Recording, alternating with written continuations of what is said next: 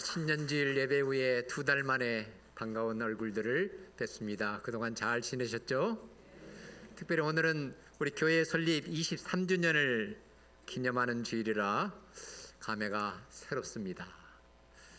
바울이 골로새교회 성도들에게 편지를 하면서 육신으로는 떠나 있으나 심령으로는 너희와 함께 있다, 그런 편지를 썼는데 은퇴하고 보니까 그 말이 무엇을 의미하는지 조금은 이해가 되는 것 같습니다. 오늘 또 성령께서 우리에게 주시는 교훈과 감동과 은혜가 있기를 주의 이름으로 간절히 축복합니다.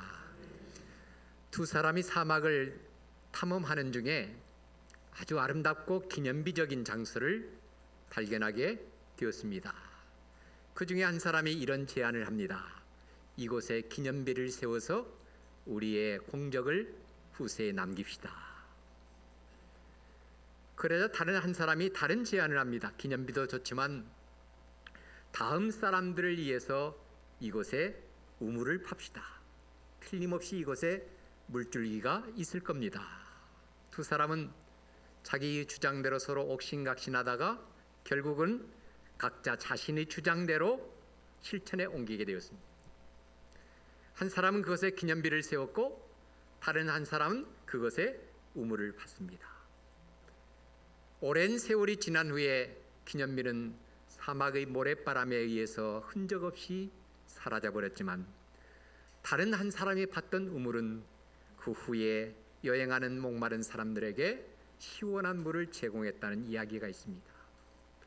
사람들은 자기가 성취한 무엇인가 역사적인 사건의 현장에 있을 때 어떤 흔적을 남기기를 원합니다.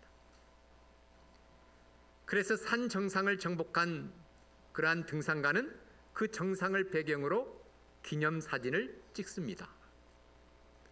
지난해 종교계획지 스위스를 방문하면서 시간을 내어서 산악열차를 타고 케이블카를 타고 알프스 융프라우 전망대에 올라간 적이 있습니다.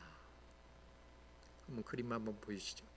그 전망대를 가면은 그 전망대 관광객들은 밖으로 나와서 한 200m 더 올라가면 스위스 깃발을 대상으로 기념샷을 찍습니다. 그런데는 그때 고산병 증세가 나타나가지고 저는 밖에 사진도 못 찍고 꼼짝없이 앉았다가 얼마나 심했는지 그 알프스 정상에서 천국으로 직행하는 줄 알았습니다. 다행히 하나님께서 기회를 주셔서 한국으로 돌아왔습니다만 이렇게 기념비적인 장소에서 기념사진을 찍습니다. 해외여행을 좋아하는 사람은 그 여행지에서만 구할 수 있는 기념품을 구입하기도 합니다. 그런데 예로부터 사람들이 가장 일반적으로 사용하는 기념물은 역시 돌이 아닐까 생각해 봅니다. 왜냐하면 돌은 돈을 주고 살 필요도 없고 그냥 현장에서 주워오면 됩니다. 좀 무거워서 그렇지 썩거나 파손될 위험이 없습니다. 오랫동안 안 갈 수 있습니다. 과거 인류 최초의 달에 도착했던 우주 비행사 아폴로 11호 우주 비행사가 다시 지구로 돌아올 때 지구 표면에서 얻은 그 암석을 가지고 왔습니다. 과거 동독과 서독이 무너지던 그날, 베를린 장벽이 무너지던 그날 사람들은 거기에서 너나 할 것 없이 시멘트 조각이나 돌을 역사적인 기념으로 주었다고 합니다. 여러분, 우리가 무엇을 기억하고 기념한다는 것은 매우 의미 있습니다. 그래서 사람들은 자기가 태어난 생일이나 결혼 기념일, 또 부모님이 혹 일찍 돌아가셨다면 그 기일을 기억하고 그날을 기념합니다.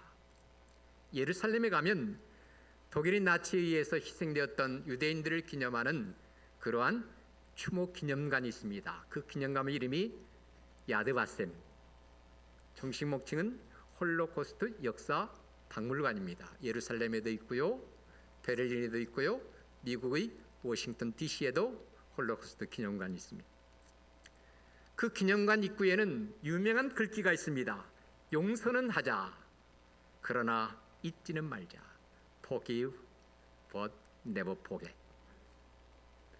지난주 우리가 3.1절 3월 1일 주일 3.1절을 기념했습니다만 우리나라에도 독립기념관을 들여서서 여러 많은 기념관이 있습니다.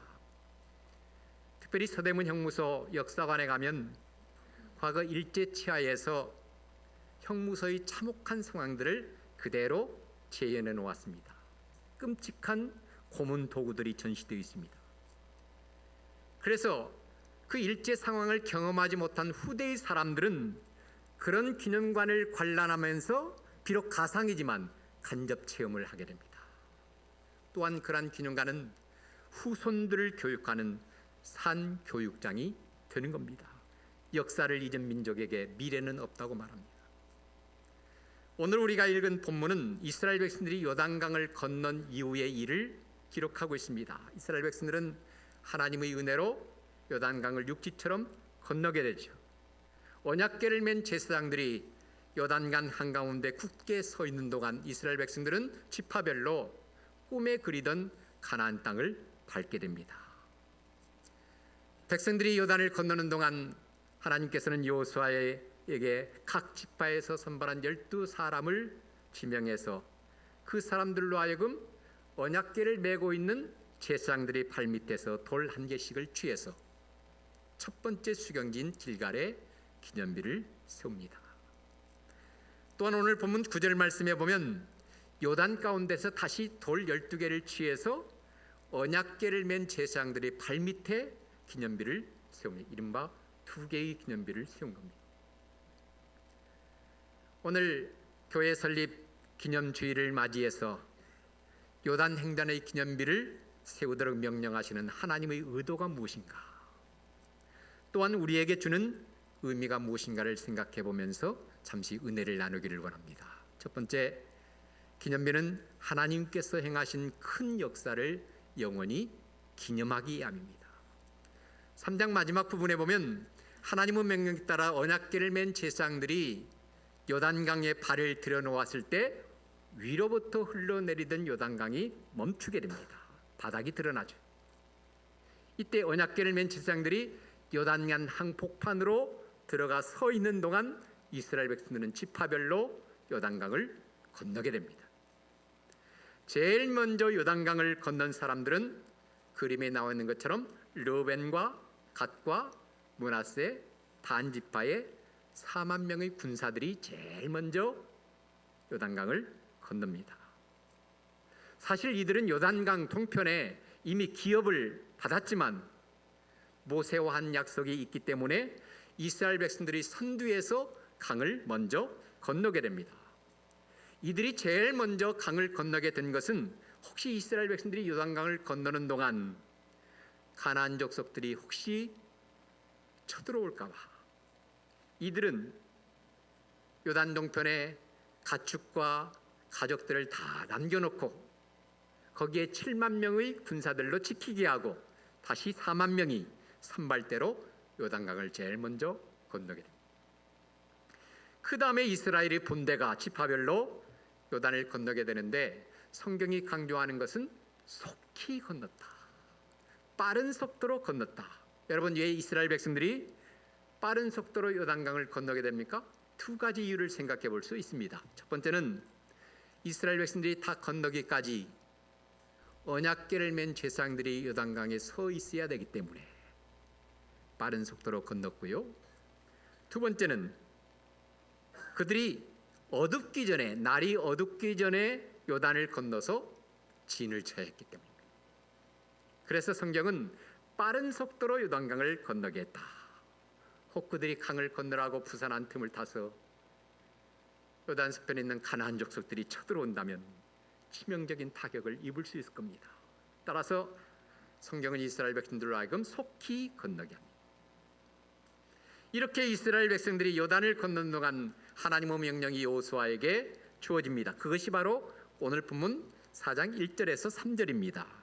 그 모든 백성이 요단을 건너기를 마침에 여호와께서 여호수아에게 말씀하여 이르시되 백성의 각 지파에 한 사람씩 12사람을 택하고 그들에게 명령하여 이르기를 요단 가운데 제사장들이 발이 굳게 선 그곳에서 돌 12를 택하여 그것을 가져다가 오늘 밤 너희가 유숙할 그곳에 두게 하라 하시니라.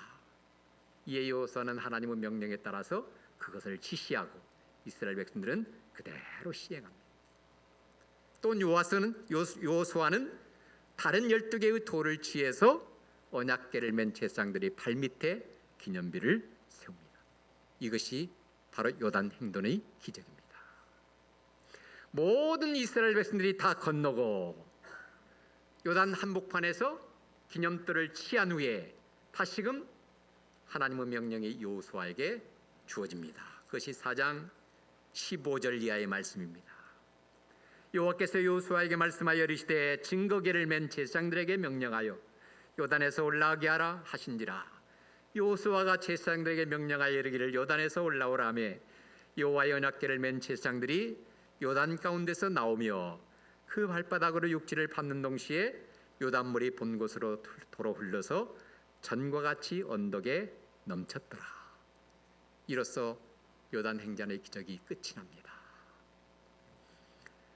여러분, 이스라엘 백성들이 요단을 건넌 후에 마치 아무 흔적도 없이 아무 일도 없었던 것이 흐르는 요단강을 바라보면서 어떤 생각이 들었을까요? 하나님의 기적으로 요단강을 건넌 후에 길이 만들어진 후에 다시금 요단강이 흐르는 그 모습을 보면서 아마 이스라엘 백성들은 할렐루야를 외치면서 하나님께 감사와 영광을 돌렸을 겁니다. 과거 홍해를 건넌 후에 모세와 이스라엘 자손이 노래하고 미리암을 비롯해서 많은 여자들이 손에 소고를 잡고 춤을 췄던 것처럼 요단을 건넌 이스라엘 백성들은 그렇게 하나님 앞에 감사와 찬송과 영광을 돌렸을 겁니다. 여러분, 어떤 세상의 어떤 민족이 그런 기적을 경험할 수 있겠습니까? 그것도 2번씩이나. 40년 전에 홍해를 건너면서 그런 경험을 했죠. 다시 40년 후에 요단을 건너면서 그런 경험을 합니다. 4장 19절의 이하에 보면 요단강을 건넌 이스라엘 백성들은 여리고 동편의 길갈에 진을 치고 가져온 돌을 가지고 기념비를 세웁니다. 특별히 오늘 본문에는 하나님께서 이 기념비를 세우도록 한 분명한 이유를 밝히고 있습니다. 본문 6절 상반절에 보면 이것이 너희 중에 표징이 되리라, 이런 표현이 있고요. 7절 하반절에 보면 이 돌들이 이스라엘 자손에게 영원히 기념이 되리라. 여기서 표징이라는 것은 증거해 주는 사인이라는 겁니다. 다시 말해서 요단 가운데서 취한 12개의 돌은 단순한 돌이 아니라 하나님께서 그 백성들에게 하신 큰 역사를 기념하기 위한 사인이다, 그런 표현입니다.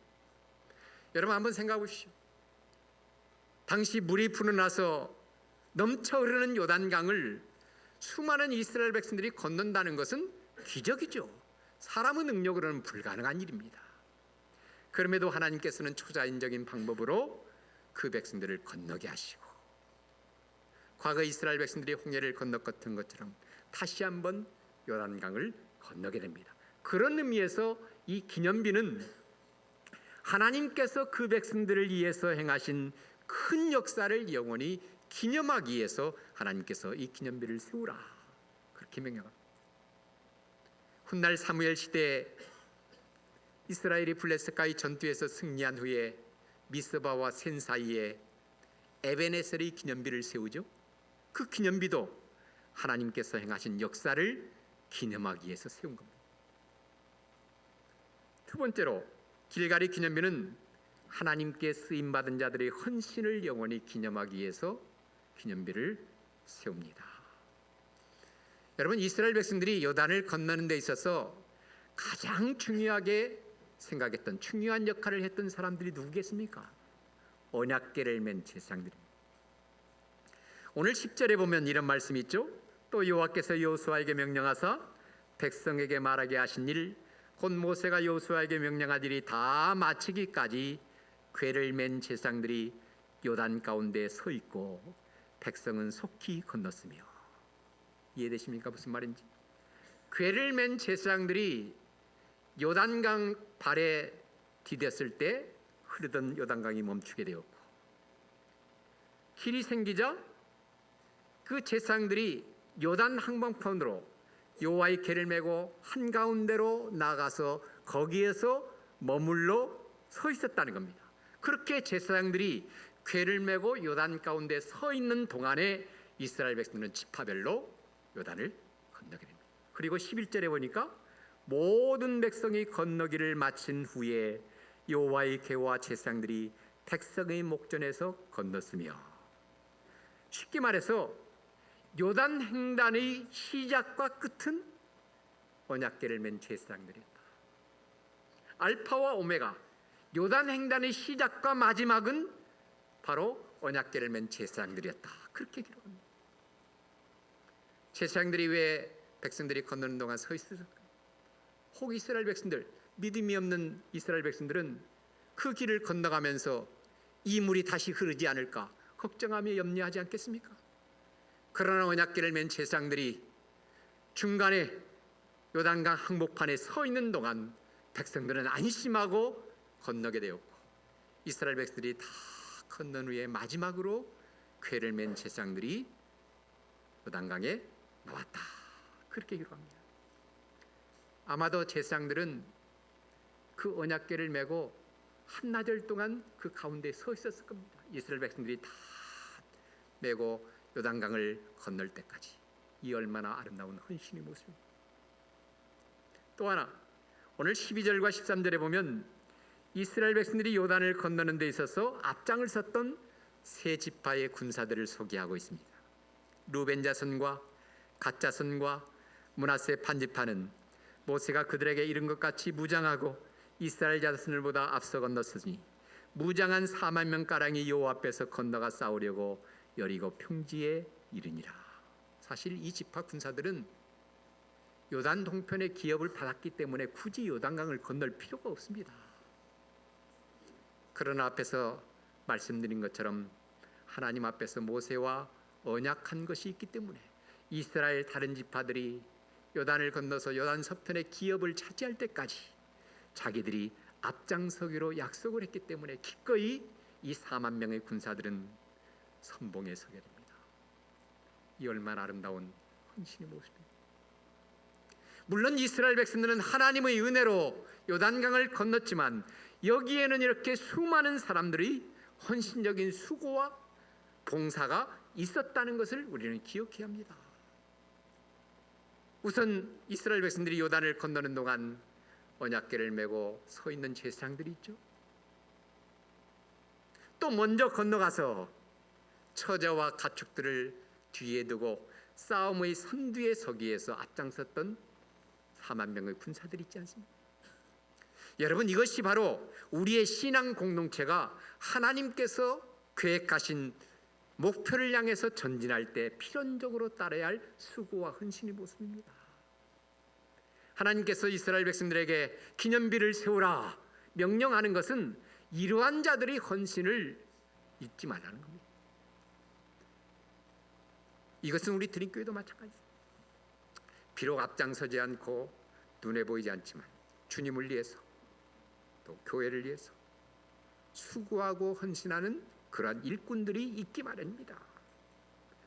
다시 말해서 신앙 공동체 안에는 요단 한가운데 언약궤를 메고 서 있었던 제사장들 같은 사람이 필요하고요, 또한 이스라엘 본대에 앞서서 먼저 건너갔던 세 지파의 군사들 같은 자들이 필요하다는 겁니다.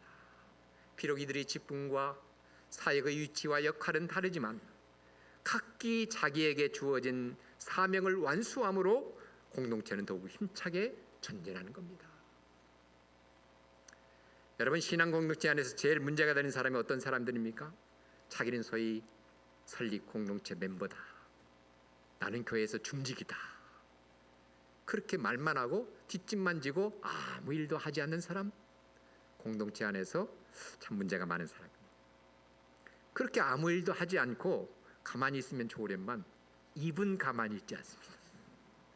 시도 때도 없이 말하면서 다른 사람에게 상처하고 상처를 주고 매사에 불평하는 사람. 그러나 우리 드림교회가 23년의 세월을 지나오면서 이렇게나마 세워지게 된 것은 주님을 위해서, 교회를 위해서 헌신하는 일꾼들이 있었다는 것을 보여주고 있습니다.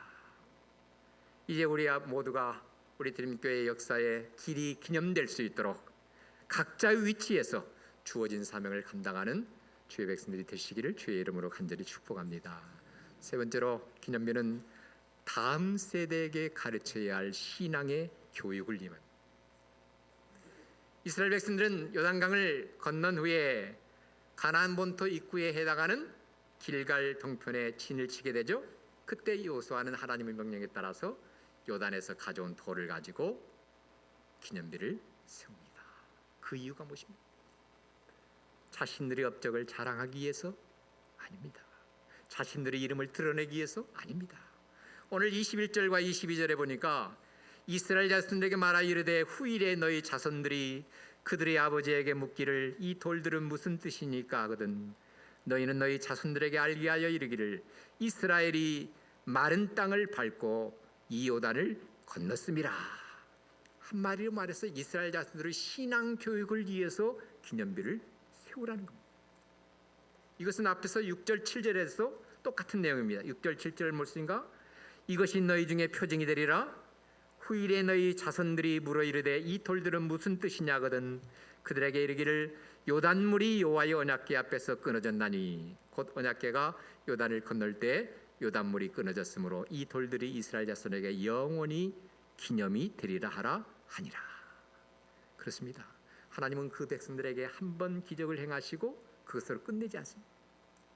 그것을 기억하게 하시고 말하게 하시고 자손들에게 전수하게 하십니다. 왜냐하면 인간은 기념하지 않으면 잊어버리는 존재이기 때문입니다. 우리의 신앙도 마찬가지입니다. 부모님들이 신앙 저절로 자녀들에게 전수되지 않습니다. 삶으로 그 신앙을 보여주어야 하고 말로 자녀들에게 이야기해 주어야 합니다. 또한 하나님께서 이스라엘 백성들에게 기념비를 세우라고 하신 이유가 마지막 4장 24절 말씀에 나옵니다. 24절 말씀 같이 한 음성으로 보겠습니다. 이는 땅의 모든 백성에게 여호와의 선이 강하신 것을 알게 하며 너희가 너희 하나님 여호와를 항상 경외하게 하려 하심이라 하라. 여러분, 우리가 광야 같은 세상을 살면서 우리는 너무나도 자주 하나님께서 베푸신 은혜와 감격적인 습관들을 쉽게 잊어버립니다. 순간순간 하나님께서 우리의 삶 가운데 우리의 가정 가운데 역사했던 일들을 잊어버리고 하나님을 멀리 떠나기도 하고 제약된 삶에 빠지기도 합니다. 이스라엘 백성들이 출애굽 이후 역사를 한번 생각해 보십시오. 출애굽 이후에 홍해를 육지같이 건넌 후에 광야에서 얼마나 놀라운 기적들을 경험했습니다. 그런데 이스라엘 백성들이 그 하나님께서 행하신 일들을 쉽게 잊어버렸기 때문에 끊임없이 하나님을 대적하고 원망하고 범죄하고 방황하지 않았습니까? 이 기록이 바로 민수기의 기록 아닙니까? 모세는 그것을 지켜보았기 때문에 신명기에서 세 가지 사실을 강조하죠. 너희는 여호와의 말씀에 귀를 기울이고 들으라 믿습니다. 여호와께서 행하신 것들을 기억하라 remember, 그리고 순종하라 obey. 신명기에서 모세는 설교를 통해서 이 세 가지 사실을 들으라, 기억하라, 순종하라. 따라서 오늘 우리도 마찬가지죠. 하나님의 역사를 내가 다시 한번 회상할 수 있고 과거에 받은 은혜를 다시 한번 회상할 수 있는 기념비가 있다면 오늘 우리는 다시 한번 그 신앙을 회복할 수 있고 잘못된 길로 돌아설 수 있습니다. 그러한 기념비는 미처 그것을 경험하지 못한 세대들에게 우리의 신앙을 가르쳐주기 위한 산교육이 될 수도 있는 겁니다. 하나님께서는 바로 이것을 위해서 여호수아에게 요단을 횡단하면서 12개의 돌을 치에다가 기념비를 세우라 그렇게 말씀합니다. 사실 요단 횡단은 그것을 경험한 세대로는 기념비가 필요 없습니다. 왜냐하면 너무나도 놀라운 그 기적의 현장을 경험했기 때문입니다. 그러나 세대가 바뀌면 상황이 달라질 수밖에 없습니다. 우리나라의 예를 생각해 봅시다. 오늘날 대부분의 세대들은 자기들이 직접 경험하지 못한 일본의 압제나 북한 공산당의 만행, 이것은 아무리 할아버지 할머니 세대가 우리에게 설명해줘도 피부로 실감하지 못합니다.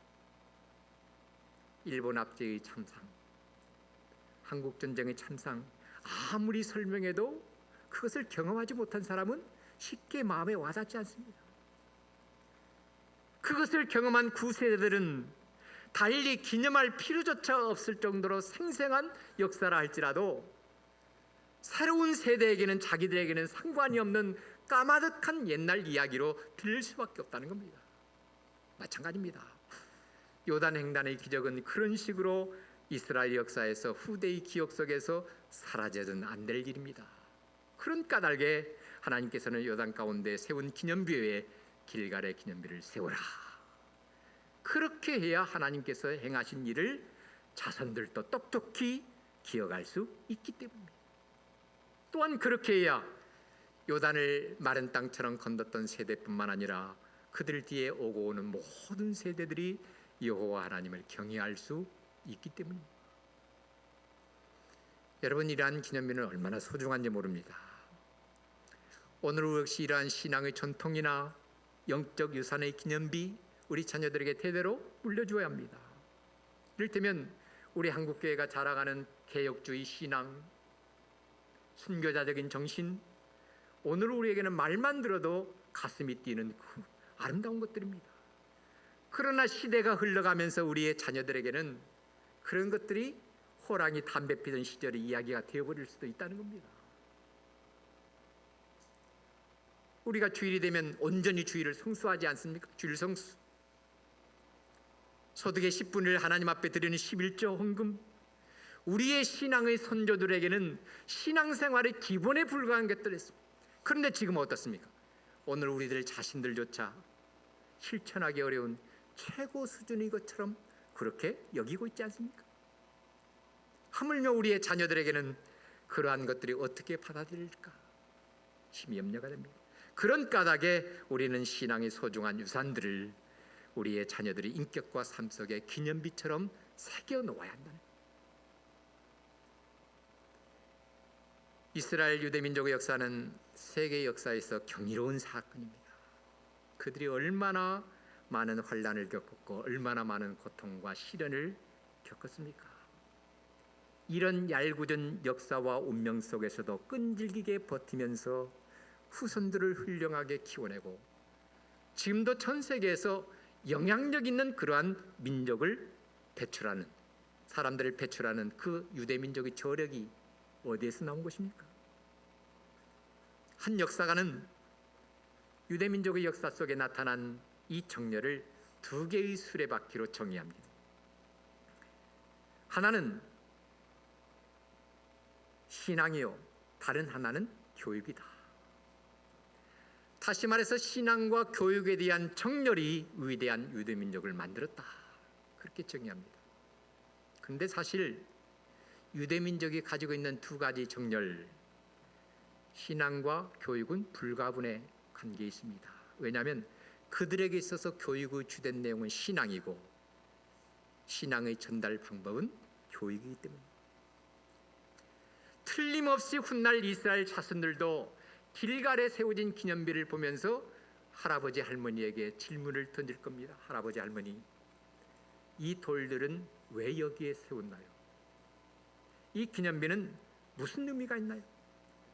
그러면 할아버지 할머니 세대가 후손들에게 얘기할 겁니다. 그래, 옛날 우리의 제사장들이 언약궤를 메고 요단강에 발을 들여놓자 흐르던 요단강이 멈추었단다.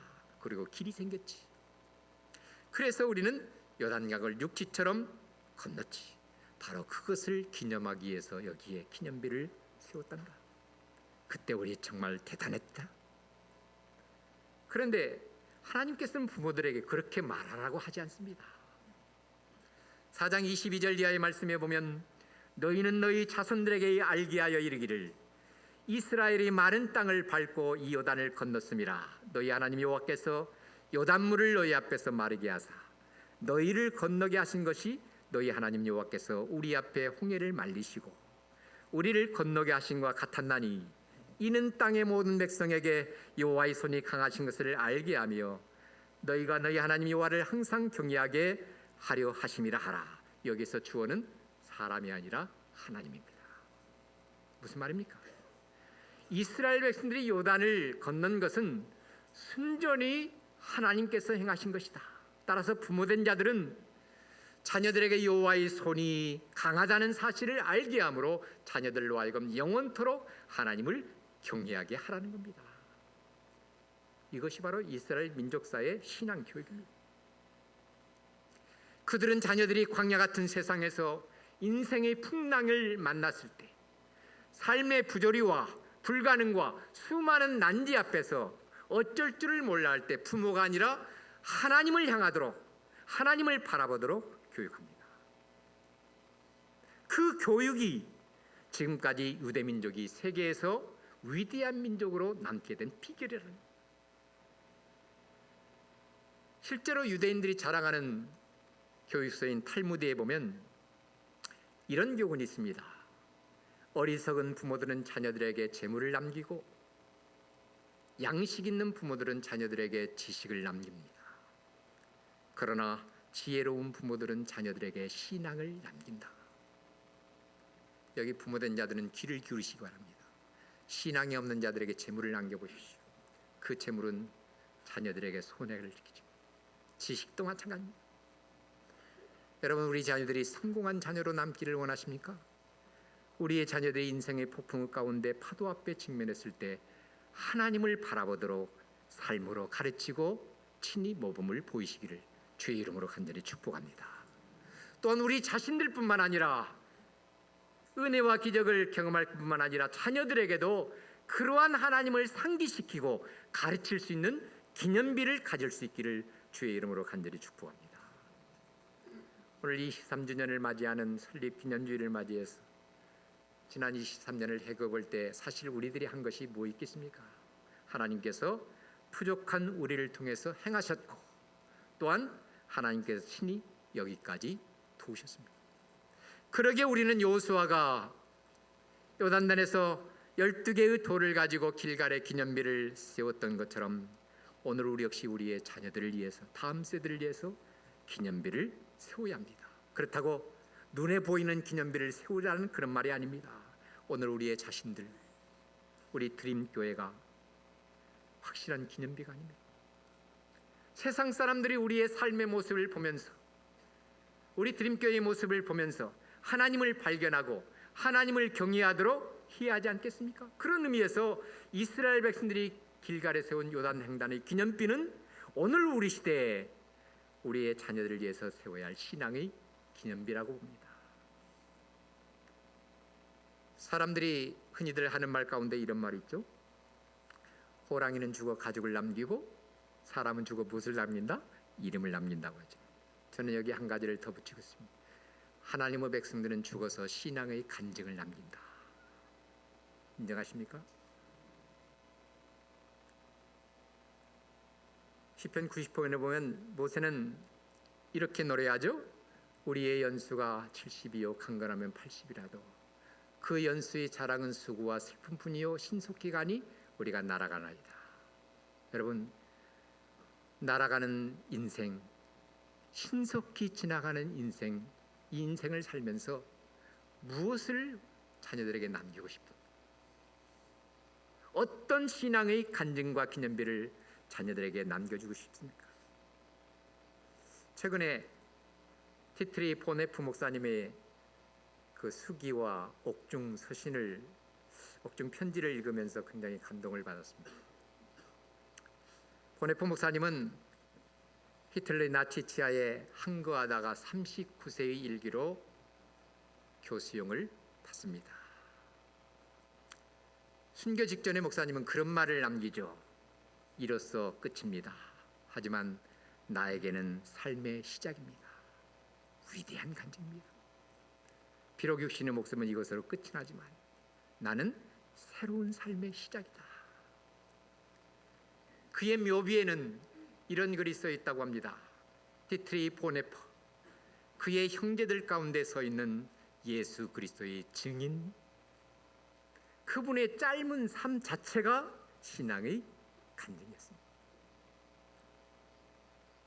오늘 이 시간 우리 설립 기념주일을 맞이해서 오늘 말씀을 통해서 다시 한번 자신의 삶을, 각자의 삶을 점검해 보시기를 바랍니다. 우리의 자녀들, 후손들에게 우리와 함께하사 우리를 통하여서 보여주신 위대한 간증, 위대한 기념비를 남겨야 하지 않겠습니까? 뿐만 아니라 우리 교회 설립 기념 횟수가 늘어날 때마다 그러한 간증들이 많아지고 하나님을 높이는 기념돌들이 점점 조금씩 쌓여야지 않겠습니까? 이런 은혜가 오늘 예배 참사가 우리 성도들에게 있어지기를 주의 이름으로 간절히 축복합니다. 우리 함께 찬양하면서 결단의 기도를 드립시다. 우리에겐 소원이 하나 있네, 우리를 사용하소서. 가사를 생각하면서 우리 함께 찬양합시다.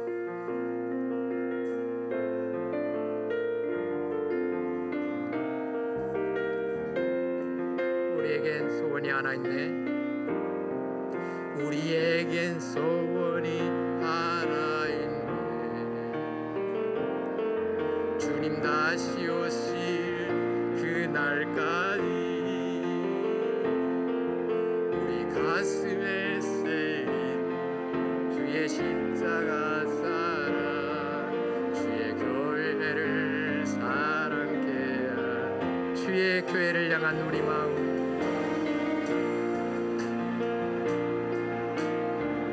희생과 포기와 가난과 불안,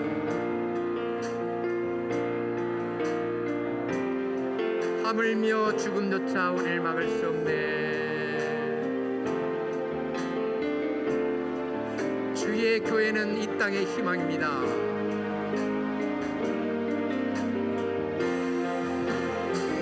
교회를 교회되게 예배를 우리를 사용하여 주옵소서.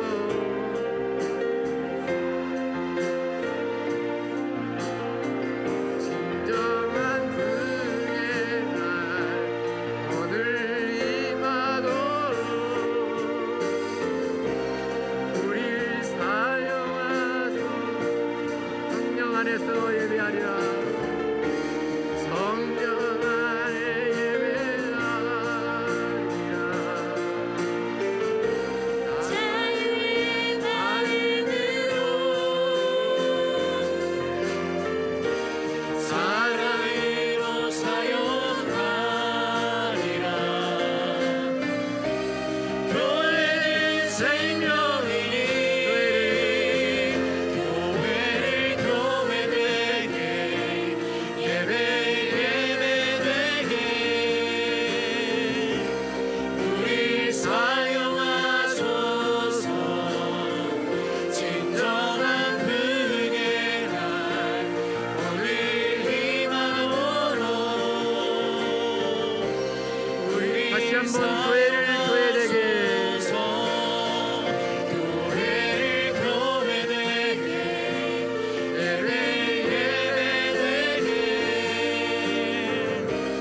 우리 사용하소서. 진정한 그의 날 오늘 임하도록 우리 사용하소서. 이 시간 우리 합심으로 기도할 때 두 가지 기도 제목 드리겠습니다. 지난 23년 동안 의회를 세우시고 여기까지 인도하신 하나님, 부족한 우리를 통해서 큰 역사를 이루신 하나님께 감사의 기도를 드리십시다. 또한 우리 교회를 통해서 앞으로 이루실 하나님의 역사를 기대하면서 다음 세대에게 위대한 신앙의 간증, 신앙의 기념비를 세우고 전하게 하옵소서. 이 두 가지 기도 제목 가지고 우리 합심으로 한번 기도하겠습니다. 다 같이 기도하겠습니다. 하나님 감사합니다. 오늘도 저희들을 세우시고 인도하시며 예배자로 부르시고 오늘 말씀을 통해서 귀한 도움과 기도의 제목을 허락하여 주신 것을 감사합니다. 전능하신 하나님 아버지, 지난 23년 동안 에베네셀의 하나님께서 우리 교회를 세우시고 인도하시며 여기까지 도우신 하나님께 감사를 드립니다. 저희들 쓰임 받게 하시며 봉사하게 하시고 헌신하게 하신 것을 감사합니다. 이제는 앞으로 오늘 부족한 우리를 통해서 세우실 하나님을 기대하면서 이 다음 세대에게 위대한 신앙의 간증, 새로운 신앙의 기념비를 세우고 전할 수 있는 믿음의 식구들이 될 수 있도록 주께서 인도하시고, 이 마지막 시대에 어려운 일이 만날 때마다 하나님만을 바라보면서 믿음으로 살아가는 주의 백성들이 될 수 있도록 축복하여 주시옵소서. 하나님 감사합니다. 지난 23년 전에 우리 드림교회를 세우시고 지금까지 인도하신 에베네셀의 하나님께 감사를 드립니다. 부족한 저희들을 사용하시고 헌신하게 하시며 충성하게 하시고 봉사하게 하신 그 하나님의 은혜를 감사합니다. 이제는 우리 교회와 우리를 통해서 앞으로 이루실 하나님의 역사를 기대하면서 우리의 자녀손들에게, 다음 세대에게 신앙의 간증, 신앙의 기념비를 세우고 남겨줄 수 있도록 우리 하나님께서 축복하여 주시옵소서. 우리 한 사람 한 사람 붙잡아 주시고 이 마지막 시대에 하나님의 영광을 드러내는 귀한 일꾼들이 될 수 있도록 축복하여 주시옵소서. 예수 그리스도 이름으로 감사하며 기도 올려옵나이다. 아멘.